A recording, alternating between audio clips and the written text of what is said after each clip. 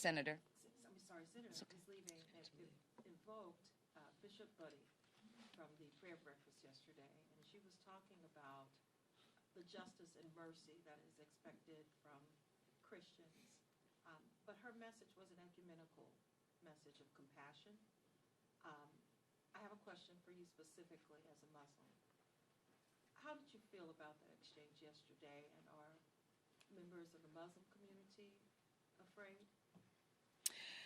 Well, I was raised to have enormous respect for clergy. That is what you are raised with if you are raised with any faith.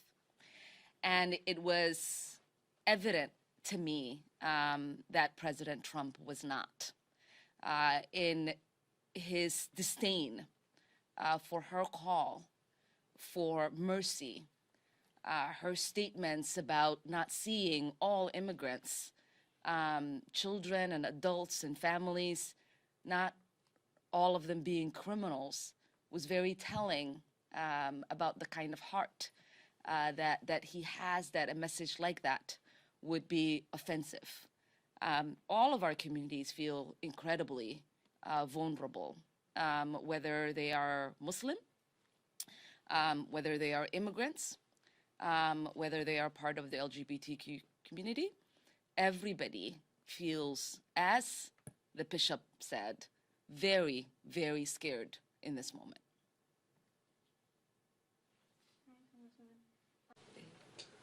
Congressman Pocan, Dave Weigel from 7-4, Congressman Pocan spoke to the attack on DEI, but I've heard less from Democrats the last 24 hours about the orders rolling back not just DEI, but rolling back affirmative action protections, including LBJ's affirmative action order.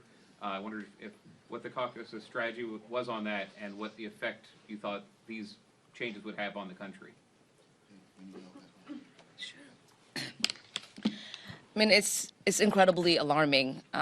We as a country strive to create a more equitable space for everyone. I think the misinformation and disinformation on what DEI hire is has been that there's an individual hired because of their diversity, and many of these positions are positions in which the person is responsible for diversifying the workplace, for recruitment, for retention, for creating a space that is welcoming for everyone. And it is unfortunate at this moment, as they are suspended with pay, that we are paying people not to work. And I think to have tax dollars go out to individuals who are actually not doing work at this moment does the opposite of efficiency. When they talk about creating a more efficient workplace, that is what DEI hires essentially do. These people that are in these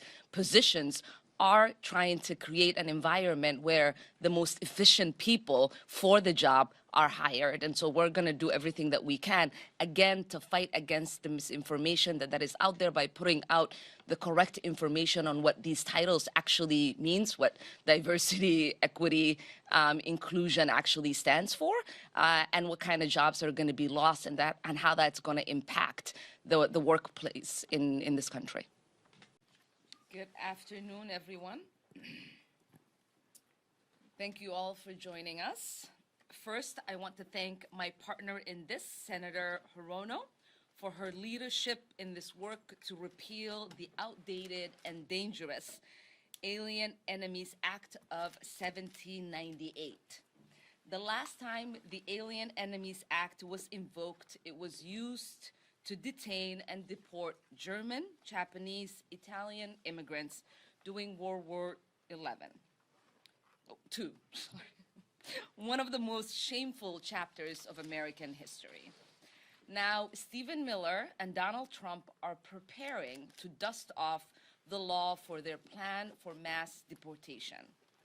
This will be another moral stain on our country. The context in which Trump and Miller are raising the Alien Enemy Act is in what they say are their plans to target cartels and transnational criminal gangs. But it is not what the Alien Enemies Act does. The Alien Enemies Act targets people based on their nationality, not based on their behavior. When Trump and Miller tell you this is about stopping the cartels, do not believe them. Do not. It doesn't allow them to target the Tren de Agua. It allows them to target all Venezuelans. It does not allow them to target the Sinaloa cartel. It allows them to target all Mexicans. This includes green card holders. It includes people who are themselves a victim of the cartels and gangs. Now, invoking the Alien Enemy Act, the way Trump and Miller are planning to, is illegal. It's unconstitutional. It's a huge stretch under the law itself. But if there is one thing that we should have learned during Trump's first term in office, is that things being illegal doesn't mean they are not going to happen. So we need to be clear about what this will mean for human beings in this country. Thousands of families will have their lives upended because of Donald Trump's actions. Thousands of families will be separated from the ones they love and the country they love. And thousands of families will have their futures and dreams torn apart. It's crucial to understand this basic moral point. This will not happen because of anything they have done. It will happen because of where they are from. It is hard to imagine anything more un-American than that. The Trump administration's immigration policy is a threat to immigrants like criminals. America is too great to fall prey to Donald Trump's anti-immigrant agenda.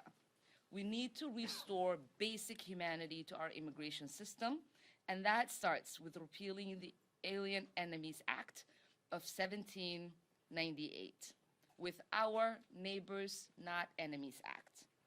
Together, we will end this xenophobic law once and for all. Thank you, and now it is my honor to introduce my friend and co-conspirator, Senator Hirono. Thank you so much. Thank you, Chair Kassar. Good afternoon, everyone.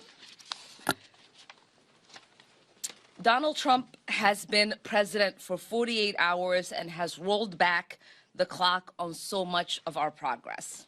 From ending birthright citizenship, a constitutional right guaranteed by the 14th Amendment, to stopping refugee resettlement, to reinstating his failed program like Remain in Mexico, immigrants are being persecuted, targeted, and treated like criminals. Donald Trump also rolled back crucial climate initiatives. He withdrew us from the Paris Climate Accord, vowed to unleash oil and gas drilling, and declared an energy emergency that ends restrictions on fossil fuel production, directly escalating the climate crisis. The vision Donald Trump and his administration have is one of division, of hate, and reversal of progress. As members of the Progressive Caucus, we will continue to provide an alternative vision, one centered on transformative change, justice, and movement building. We will keep fighting for a future that the American people deserve and give a clear-eyed alternative to mega extremism. I know many of our constituents are tired. They are tired of feeling like the game is rigged and they don't have people fighting on their behalf. Let me be clear. We, as the Progressive Caucus, are in your corner, and we will fight every single day to make sure life is better for you. We will fight every day against the corruption being unleashed by Donald Trump and members of his administration. We will fight for a livable future, humane and just immigration policies, universal health care, and a future where you aren't just getting by, but you are thriving. Together, we will fight back against Donald Trump's hateful agenda. Because as much as the pundits and other elected officials and commentators try to normalize Donald Trump's presidency, what we are witnessing is anything but. None of this is normal. Taking away lower prescription costs for vulnerable Americans is not normal. Pardoning insurrectionists who assaulted police officers in this capital is not normal. We are going to combat this by showcasing that our progressive movement is all about a vision rooted in decency, justice, equality, and peace for all. Thank you.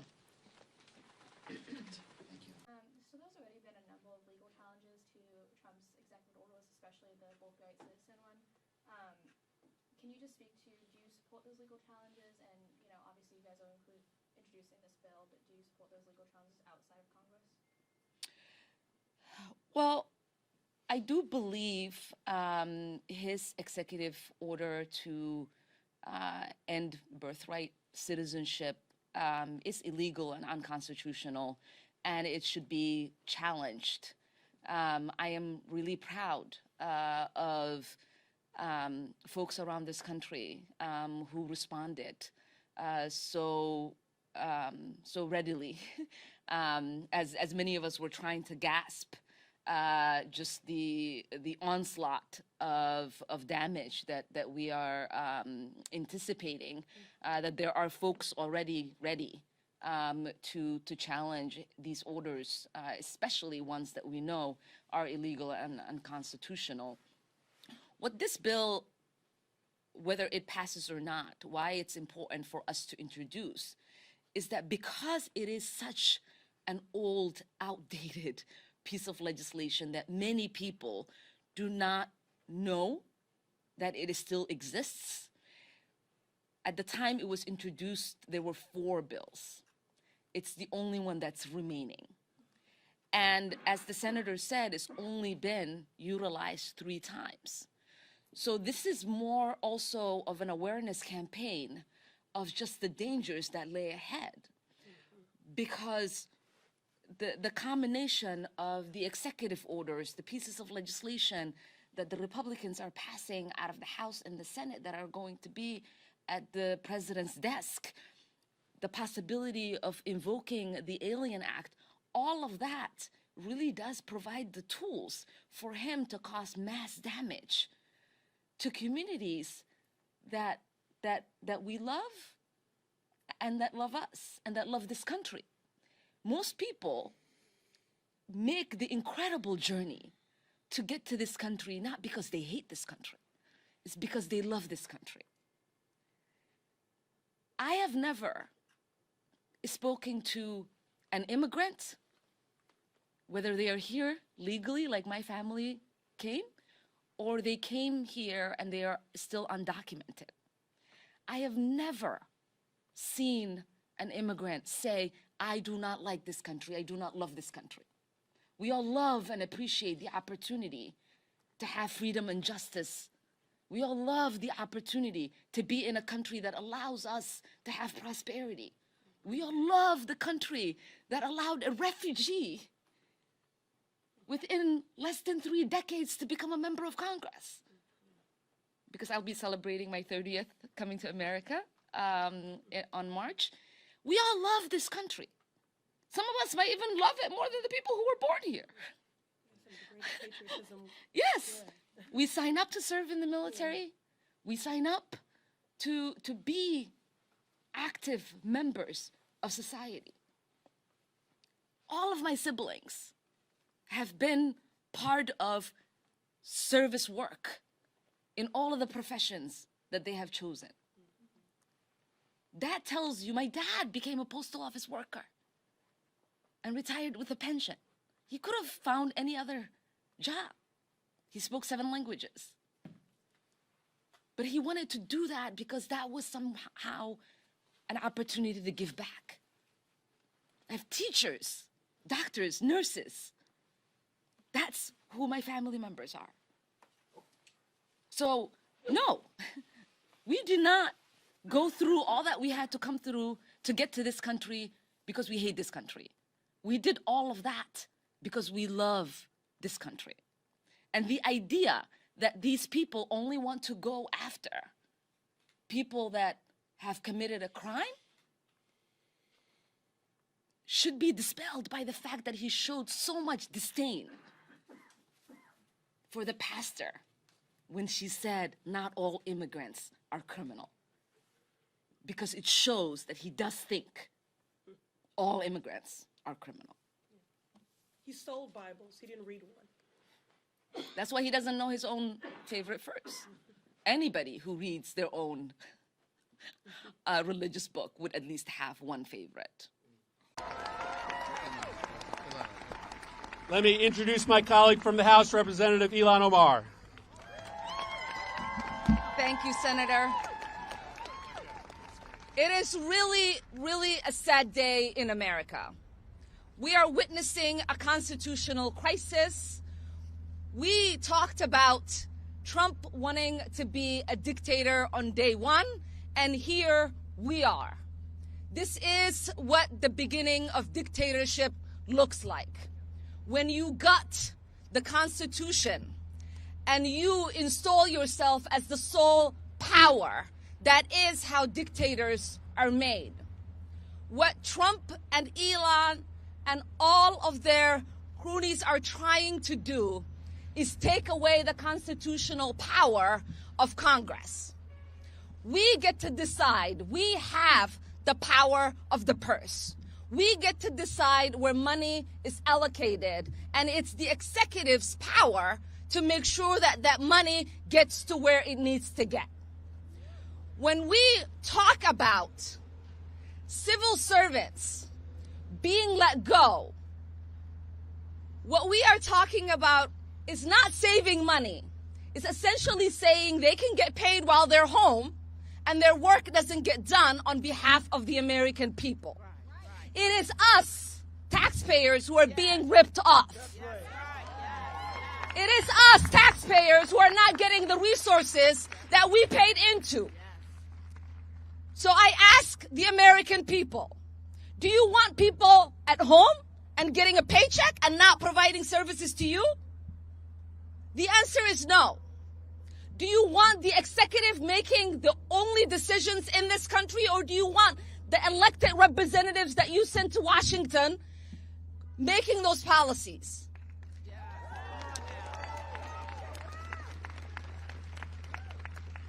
I am exceptionally upset about U.S. aid. I lived in a refugee camp for 4 years as a child surviving civil war.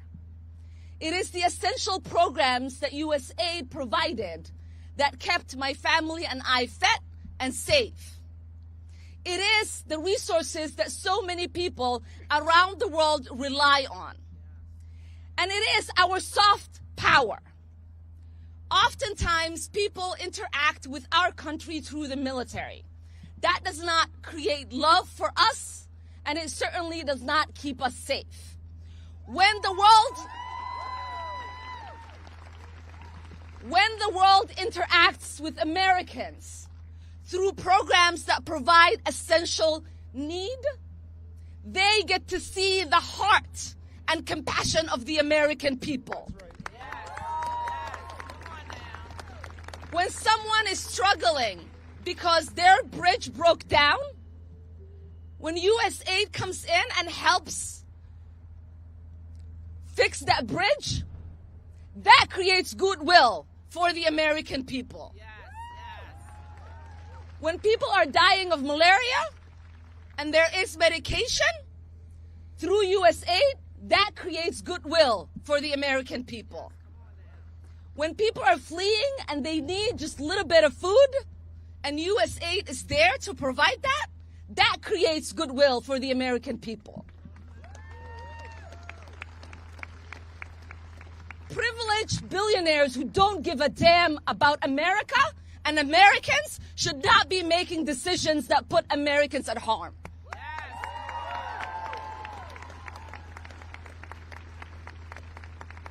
And a billionaire that hasn't been vetted, has not gone through confirmation, has not been elected by the American people, who we still do not understand what in the world he's doing, should not be telling American employees that they cannot access the building they work at.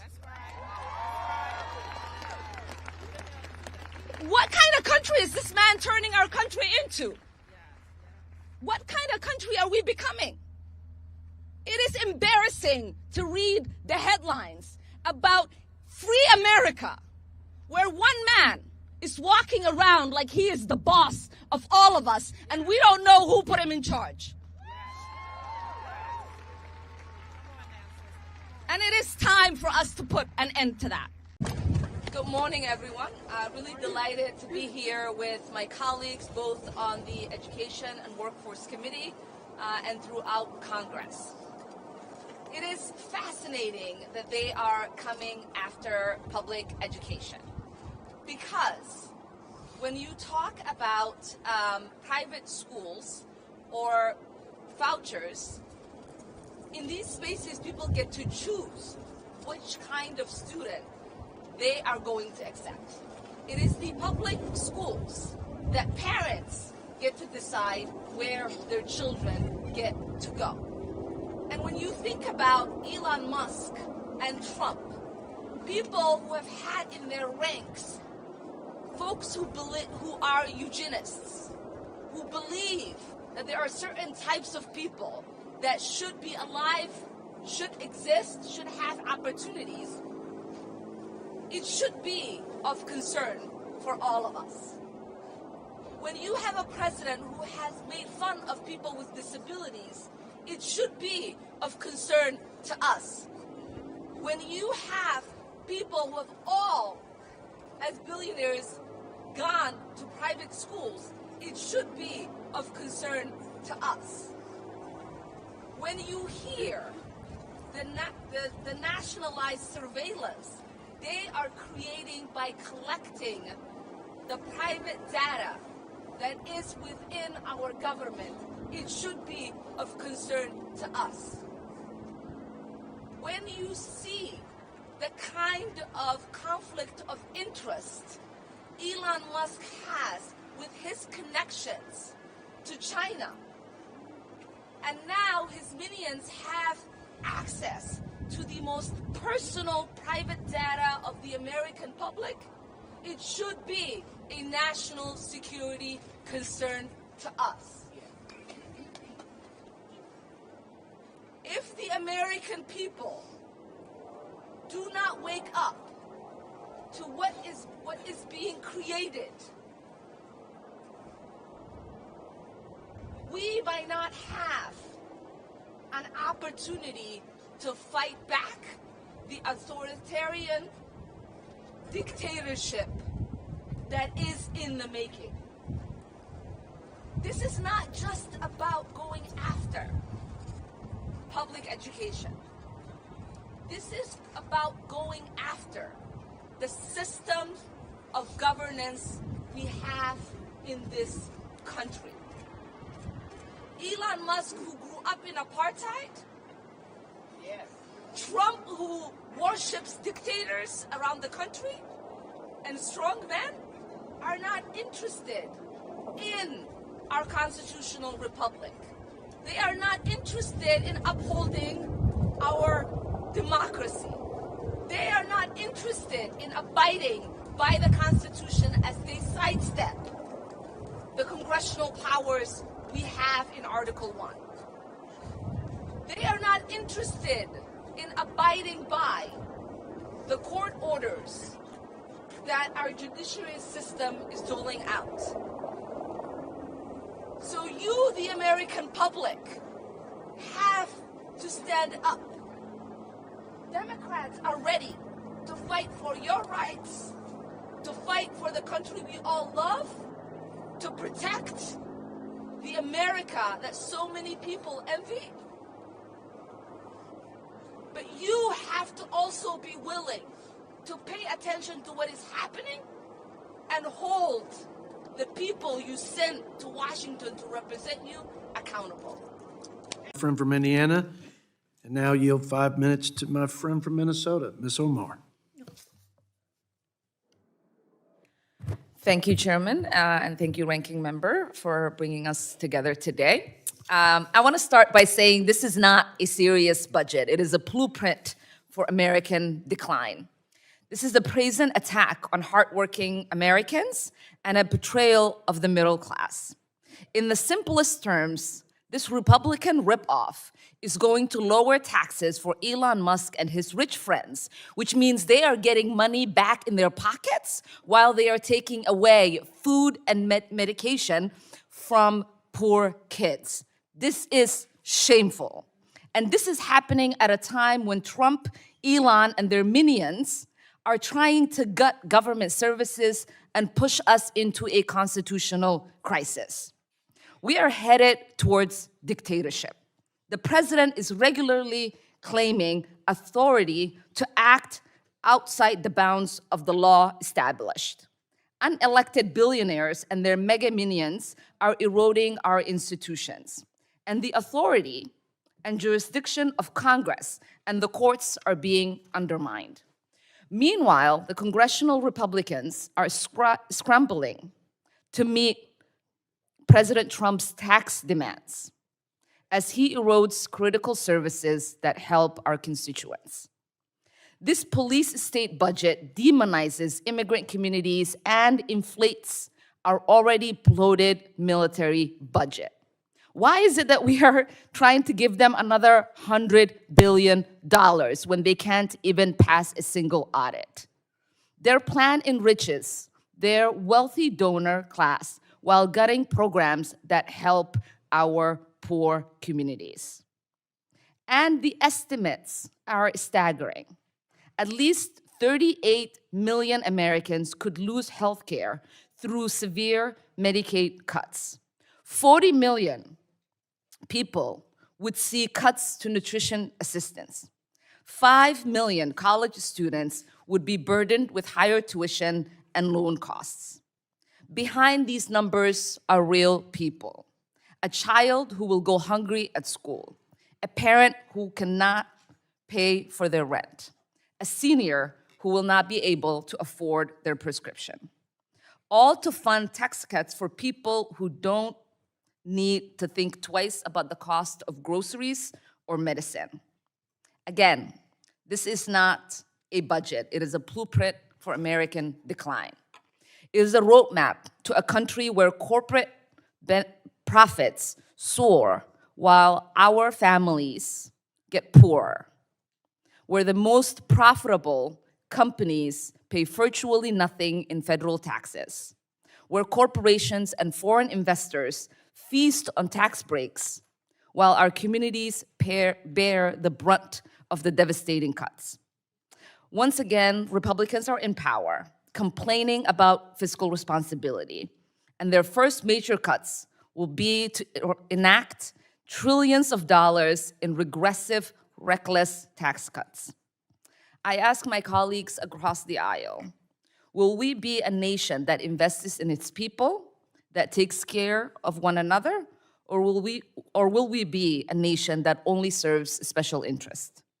I urge my colleagues to reject this cruel budget framework and demand a government that serves all Americans, not just the few wealthy. I yield back. I thank the gentlelady. Gentlelady from Minnesota is recognized for 2 minutes. Thank you, Ranking Member. Thank you, Mr. Speaker. I rise in strong opposition to this Republican budget resolution because it is not a budget, it is a blueprint for American decline. Let's be clear. They want to exploit your labor, your tax dollars, and gut your earned benefits, all to bankroll tax cuts for their wealthy friends and donors. They want to increase your healthcare costs while Elon Musk and his friends hoard even more wealth. And they have the audacity to call it fiscal responsibility. This proposal will only deepen the constitutional crisis we are already in.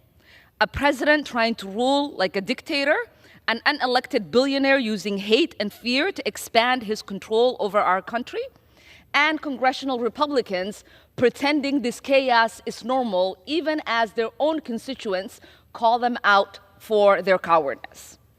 Our government is being hollowed out, our institutions are falling apart, and today, House Republicans are slashing programs that people rely on to enact massive $4.6 tax giveaway to the rich. So I ask my Republican colleagues, who will you serve? The people who sent you here or the billionaires trying to buy our democracy? I yield back.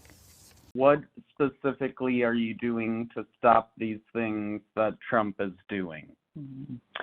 That's a really good question, Benjamin. Let me step back a little. Oftentimes when you have the executive branch and they are, doing things that that we oppose, you would have Congress step in, utilize their Article 1 rights, and push back against it. But in the way that Congress is designed, our collective power can only be triggered by the Speaker of the House and the majority leader in the Senate. And because as Democrats, we are in the minority, we don't have any congressional powers to be able to go after what we deem unconstitutional in regards to what the executive branch is doing. So because of that, we have teamed up with attorney generals across the country, outside advocacy groups, and we've created a litigation and response task force, and we've been working collectively together to bring about the lawsuits that you are seeing, and so that's kind of been the work that we are doing to push back, and we are winning in the courts. The Trump team has not had a single win, and we know that that's why they are deciding to disregard and not obey with the court rulings, because they know what they're doing is illegal, and we just have to continue to push and utilize the judiciary as the only one that now has the authority to have that check on the executive. Yeah, my question was, I did a project in Canada last year in which they charged $15,000 tariff on a $40,000 project that was sent up into Canada. Why is it we're not supposed to charge a tariff when they charge us tariffs to send our products to them?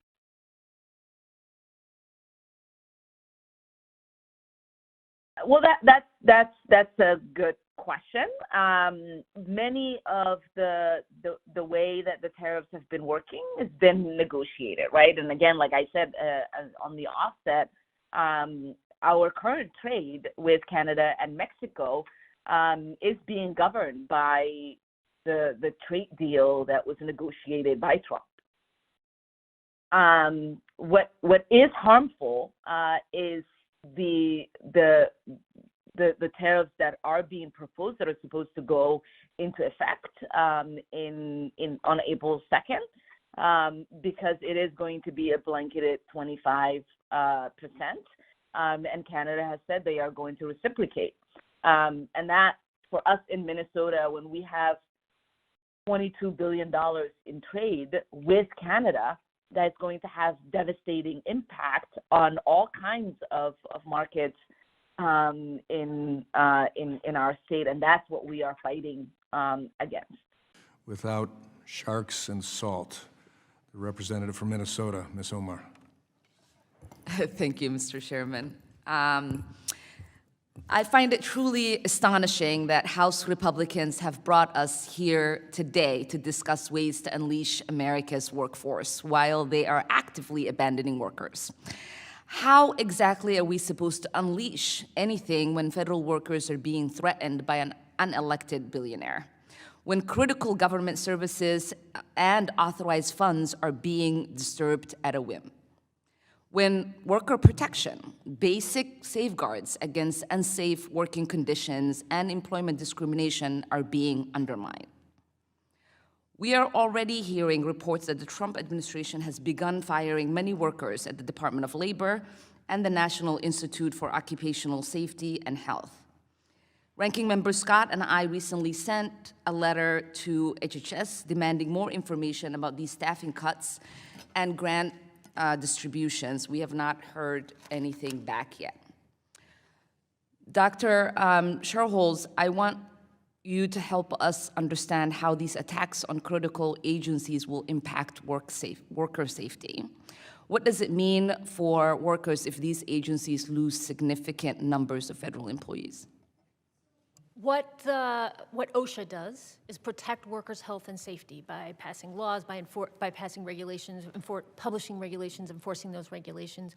When they have less personnel, they will be able to do that less effectively. America's workers will be less safe on the job, full stop. The Wage and Hour Division, for example, they enforce wage protections. They make sure, their workforce has already been shrunk dramatically, so their low-wage workers today lose tens of billions of dollars a year in the form of wage theft by their employers, employers not paying minimum wages that they are owed, not paying overtime that they are owed. We cut Wage and Hour Division, and that skyrockets even further.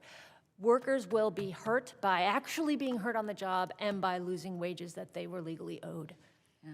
And who really benefits when agencies lose this capacity? Okay. The people who benefit are bad apple employers. They benefit because they are able to cut corners on worker safety protections. They're able to cut corners on actually paying their workers. They just don't have as much oversight over what they do. So bad apple employers gain over workers. Bad apple employers gain over lawful employers because then they are in a competitive advantage over lawful employers. And then the other group that benefits from this are the wealthy who are going to be the disproportionate beneficiaries of the tax cuts that these kinds of agency cuts are going to help pay for. Appreciate that. Thank you so much. And I have to say, these attacks will have, as you just said, real and devastating consequences for working people in this country. It's about thinking about economic mobility. It's about thinking about job security. It's, at minimum, thinking about institutional stability. And what we are witnessing that is taking place in this country really is something that I find very outrageous and shameful. And I'm glad that we are having this conversation. I hope that we get to have many of these conversations. And lastly, before I yield back my time, Mr. Molino, Ms. Molino, why do you believe workers suffering heat exhaustion is not a work hazard? It is a public health hazard, and OSHA is limited by what the authority that Congress has delegated it. OSHA has authority to regulate and oversee occupational hazards. Yeah, standards, right? Occupational hazards. Yes. And why would you not water, think it is like not that. an occupational hazard if someone is being forced to work 8 hours under 120 degrees And without getting regular breaks? And employers are already taking action to So protect you believe workers from employers should have the responsibility to decide have who a dies and who responsibility to- survives in the heat? They have a responsibility to keep their workers safe, most definitely, but that is separate and apart from So you're OSHA's saying authority. those employers who have not done that, who have seen people die at their workplaces in places like Texas, it's just because they're bad people, and we shouldn't have the responsibility of protecting the workers, is what I hear. That's not what I'm saying, but thank you. I thank the gentlelady. I recognize now the gentleman from California, Mr. Kiley.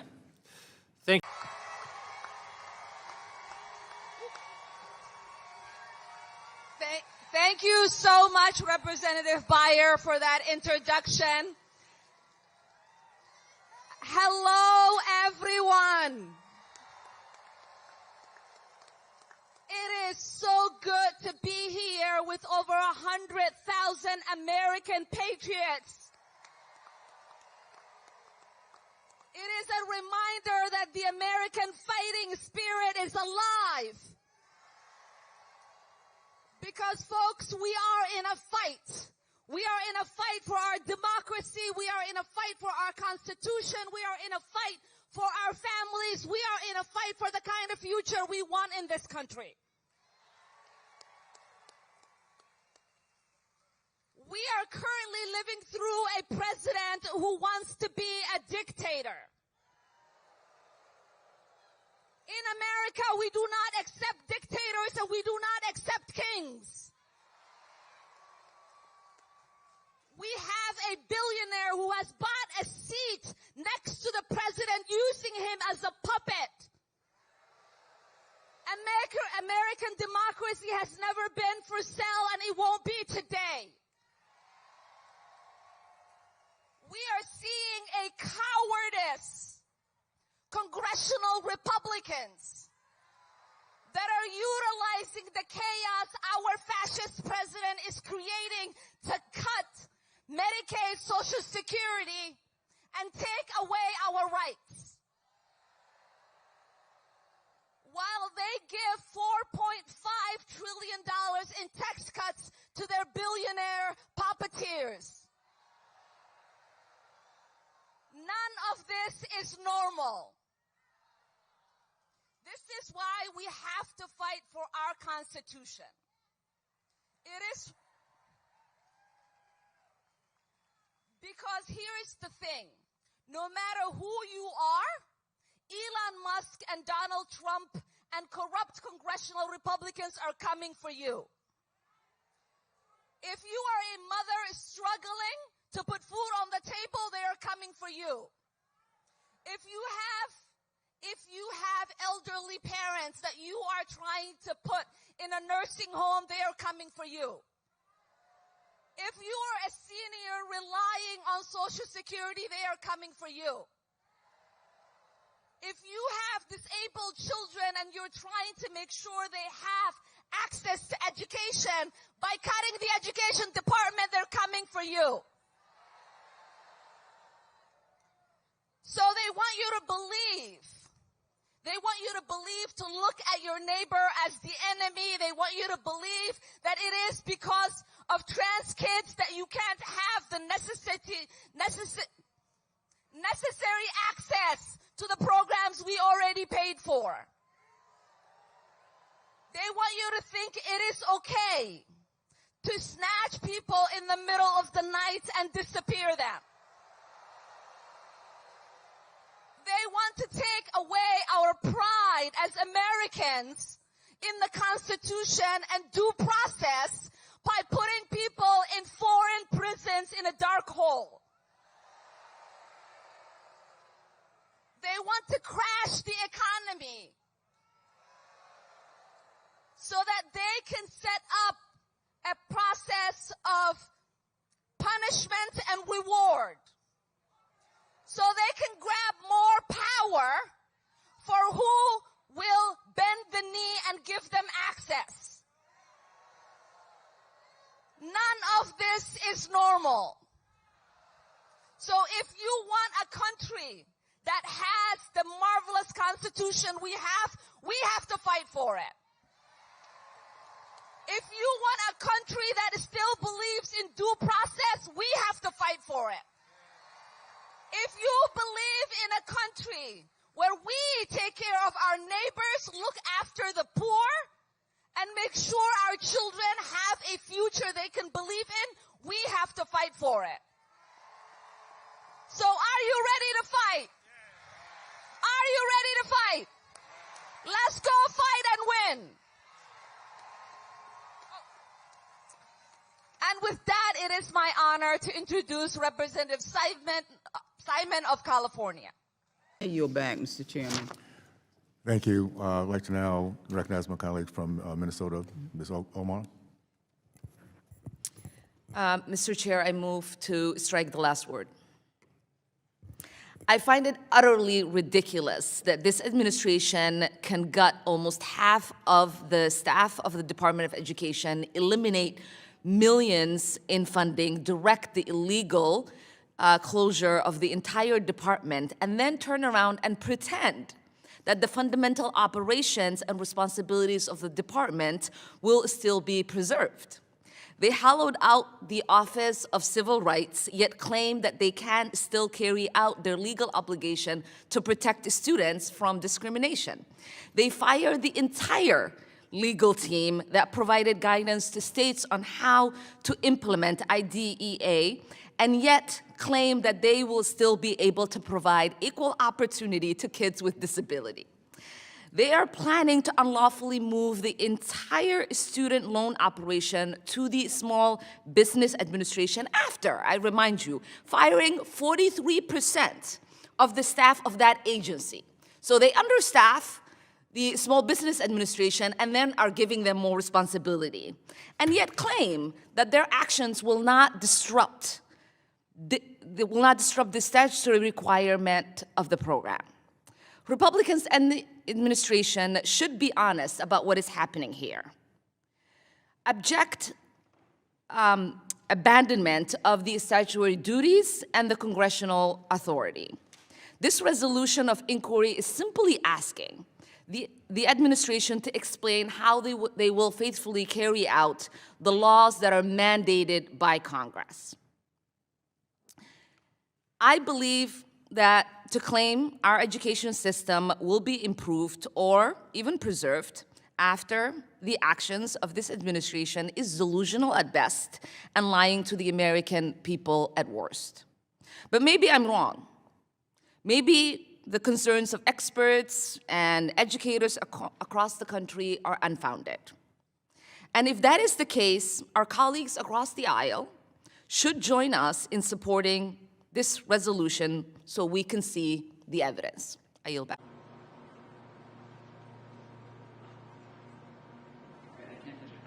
All right, I'm Amber Quinn. I live in Northeast Minneapolis, and I don't really want to speak this into existence, but a lot of my coworkers, one of my friends, when we did the discussion, are really worried about the noises Trump has made about going for a third term and joking about it. So I don't want to say that. I don't want him to normalize it. But what I want to ask, and this is maybe for the locals as well, midterms are a chance for us to take some power back. What can we be doing locally with our areas to start that work even now? So my expectation for where the cuts would be, support programs like TRIO would probably be first on the chopping block. They've already got rid of the Department of Civil Rights within the Education Department. We know that people who have grievances, whether they have with disabilities or race, gender, have no one to call or contact in some of their cases, even if they were closing.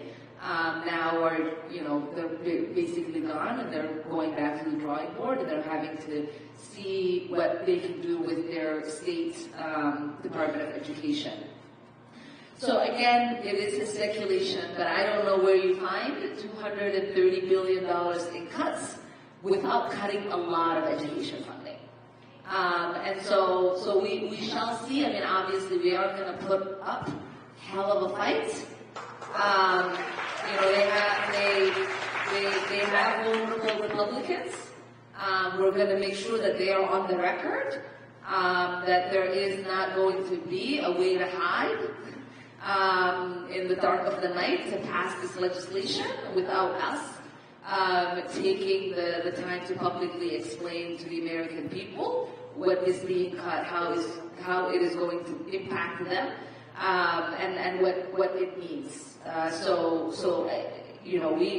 on the budget committee. We put on a fight there, but it was just the resolution. Now the language of the bill will be in there because we just passed the numbers. So once we see, because they keep saying we're not cutting Medicaid, we're not cutting veteran support. We're not. That's their talking point, right? We're not coming for your Social Security. Well, $880 billion is a lot of money. So where are you going to find that if you're not cutting Medicaid? $230 billion is a lot. For our farmers who get support for SNAP programs in egg, they want to cut 230 there as well, or 220. It has to impact real things that will then obviously have an impact on our lives and the lives of those that we love. And so, you know, we're going to try to make sure that folks understand it. There's a gentleman over there in the leather jacket.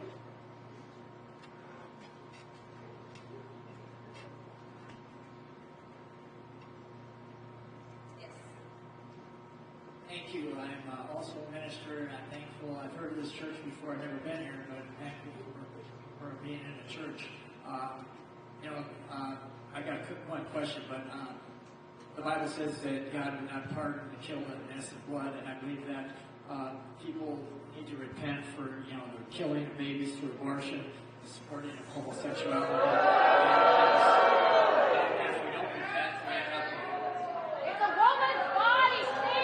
Jesus, they come in your heart.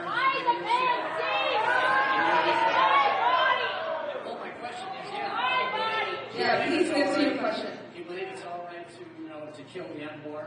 I appreciate that question, but I don't think any man should dictate what a woman should do with her.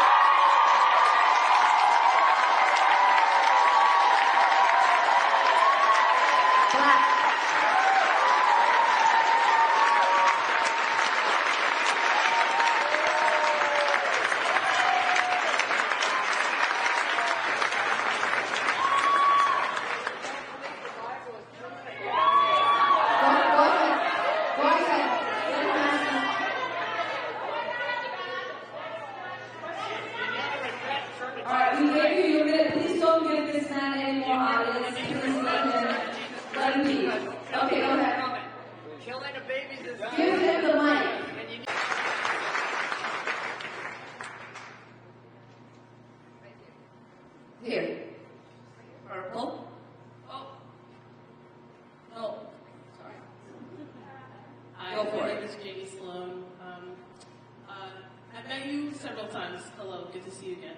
I'm wondering about, since we are facing this turn where you are hamstrung essentially by the lack of majority power, how are you advocating for dual power in the case of like community workers, community groups? I'm a member of the DSA. I also work at a nonprofit that I really value as someone, as an organization that like is really strong in the community. Kid Youngs, you know what's up. How do you advocate for community members who are your constituents also interacting with other community groups?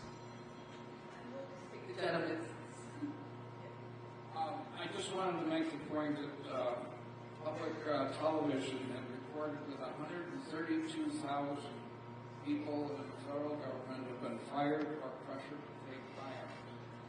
This raises the question of, in all this discussion of what's happening in the country and what the Trumpites are doing to the country, where is common sense? Can there probably be common sense? Can anybody look at this and say this is good, this is normal, this is going to help us? Firing 132,000 people, and it goes on and on. Common sense, please. Let's rally around common sense.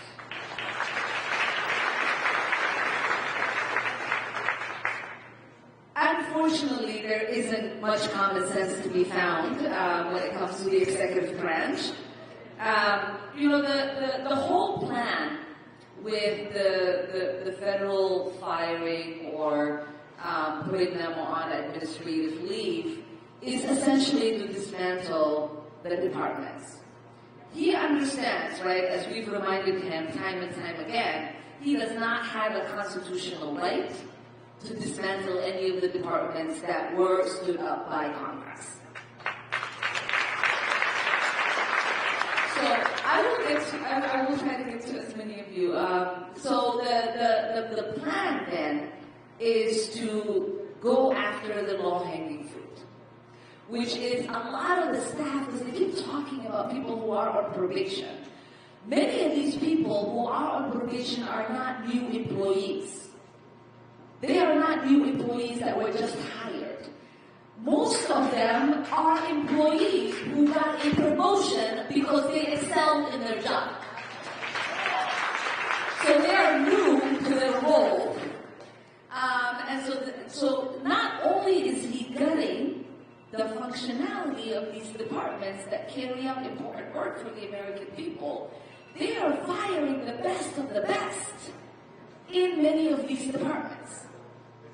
So what he ultimately wants to do is that when the courts say what you are doing is unconstitutional, to say the Department of Education still exists, even though it cannot carry out the letter of the law in its duties, right? He will say, you know, the VA is still there, even though they are planning to fire 77,000 staff at the VA. So that's the plan, and that's the thing that we have to push back against. And I am so grateful for a lot of our AGs, a lot of the organizations that are bringing the lawsuits.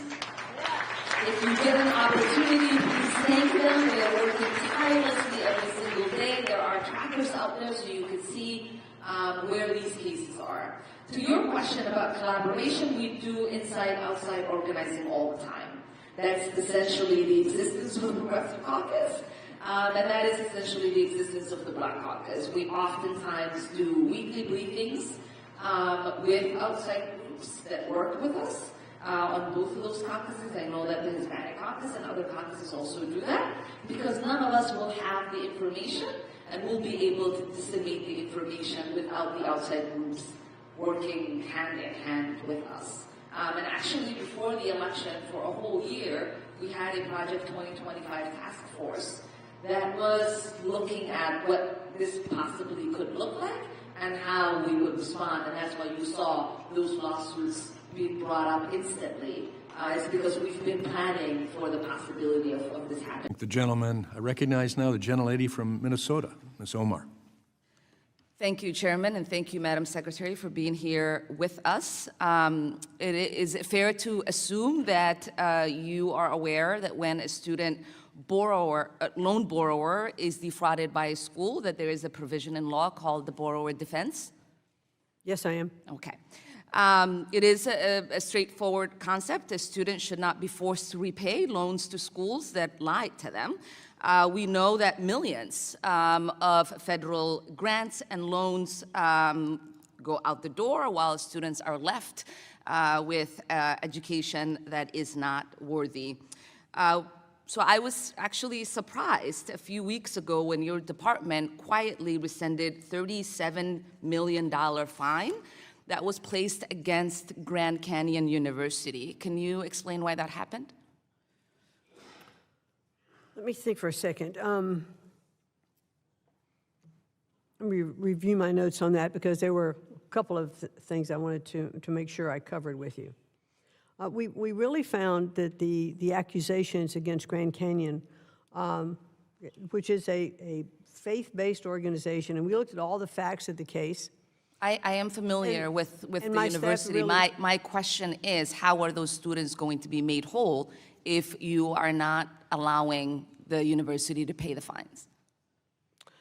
What's the plan? I'm not sure that that's the right analysis of it, but I will look into it further and get back to you. And you'll give me back a writing? Yes, I will. Writing? Okay. Because we know that, you know, the president in whom you serve had a fraudulent university called Trump University, and he himself settled 3 lawsuits before becoming president. We know that there are roughly 1.4 million borrowers who have been approved for a borrower defense discharge and are still waiting for that process. How are you clearing out that backlog? In terms of the borrowed defense funds? Uh-huh. You know, there are lists of that. I'll be happy to get back to you with those numbers. Okay. And while those students wait, can you give us a commitment that you are not going to collect that debt? Yeah, I'll have to get back to you on that, as to what the situation is. And I don't understand how that's a difficult question to say yes to. They've been defrauded. They are waiting for relief. While they wait for their relief, Well, if they shouldn't have to pay back that debt. Well, if they've been defrauded and it's been adjudicated that they've been defrauded, then I will get back to you as to what the time frame is and why there's a holdup if there is. Okay. I'm not sure as I sit here right now. Wonderful. There was, I know that you've been questioned a lot on IDEA and its funding.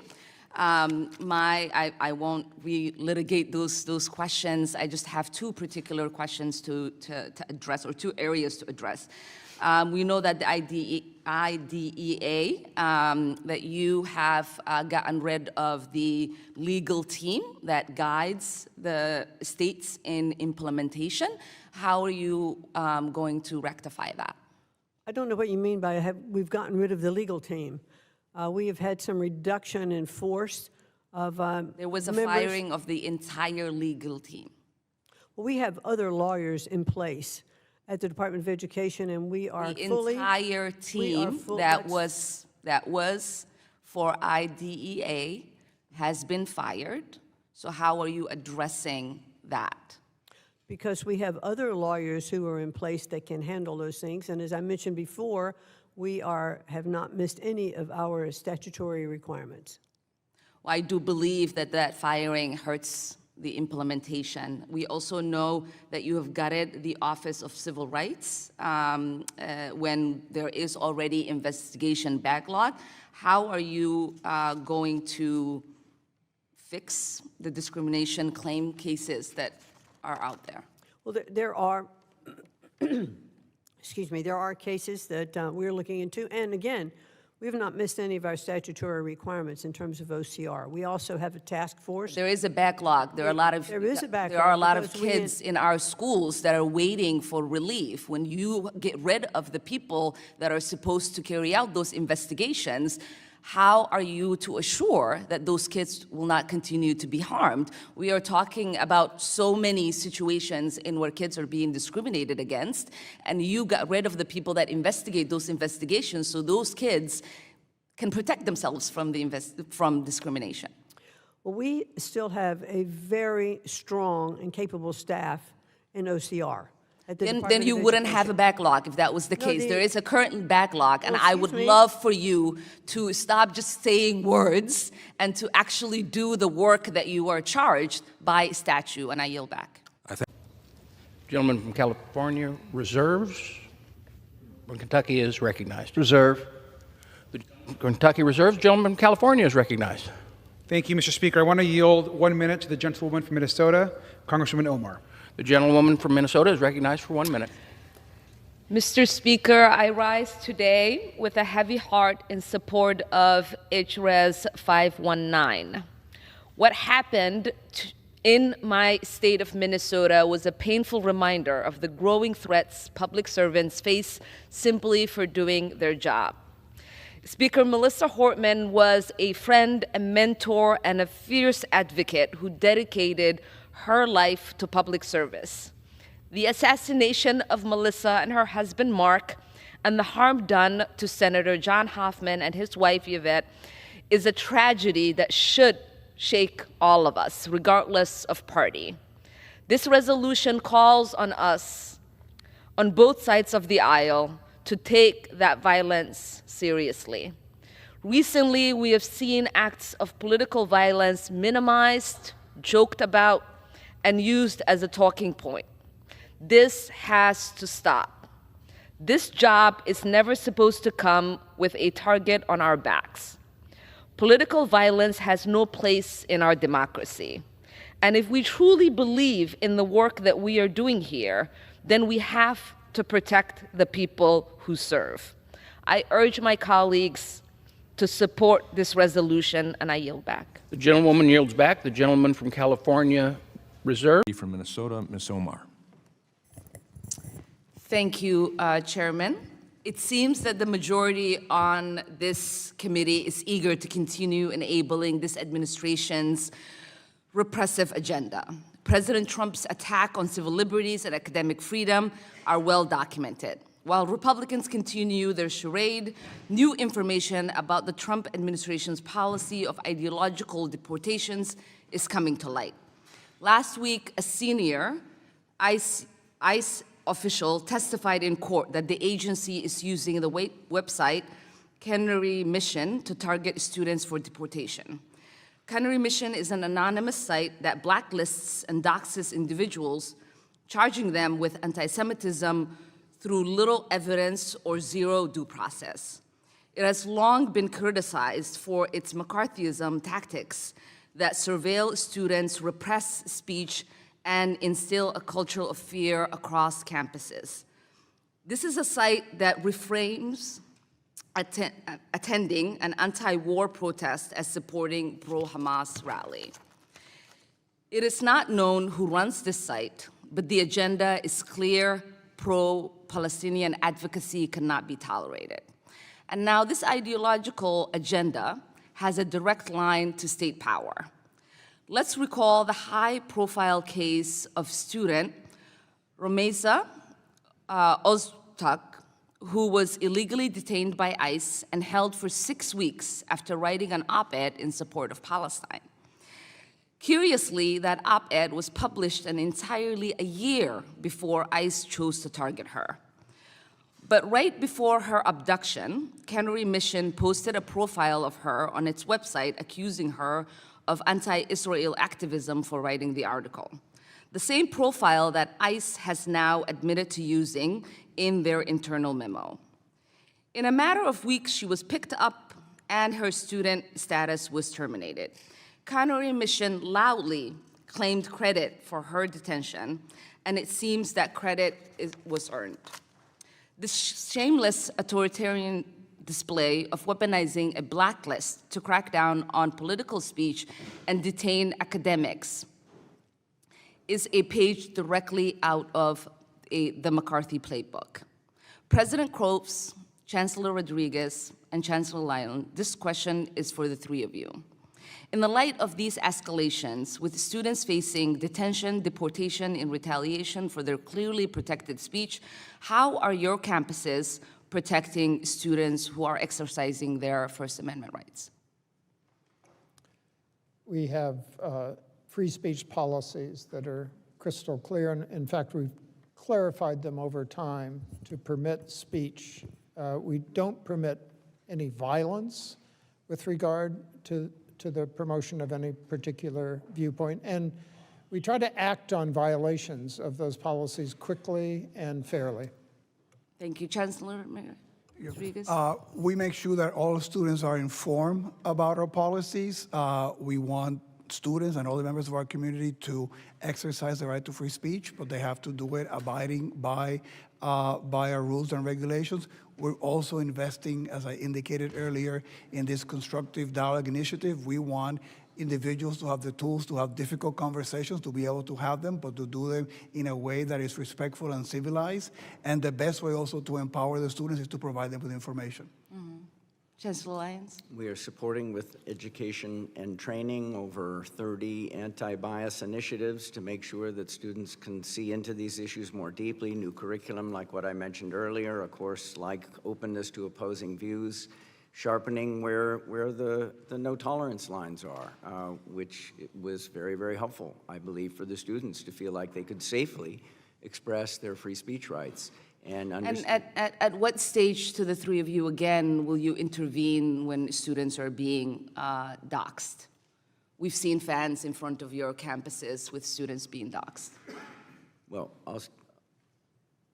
at Berkeley, the question there is if a doxing or other discrimination or harassment event would be reported, and we would follow it up with an investigation and make a decision. And we have a webpage that we indicate to members of the community as a resource for the different... He says Democrats don't have the leaders they need to meet the moment. Is he right? We have leaders. The problem is the leaders on the Republican side are refusing to meet with our leaders. You cannot have a government that functions without there being leaders having a conversation. That is where the core of the problem is. So speaking of leaders in New York City, I do want to turn and ask you about the mayor's race there. You, of course, very much a progressive leader here in Washington, and there's been a lot of conversations about Zohran Mamdani and his role as a leader in the progressive movement. Now, Hakeem Jeffries, your leader, has, somewhat reluctantly, but has endorsed Zohran Mamdani. Chuck Schumer still has not. Why do you think Chuck Schumer has not endorsed Zohran Mamdani? I really don't know. It makes no sense. We as Democrats have always believed that in an election, we support our party's nominee. Schumer has pressured other Democrats to do just that, and he should be following his own advice. Do you think religion plays a role at all? Well, the tsunami of the anti-Muslim attacks that we are seeing is deeply concerning. And I would hope that the Democratic leader in the Senate would recognize that and would offer support, not just to Mamdani, but the million Muslims who live in New York City and the millions who live in New York and in America.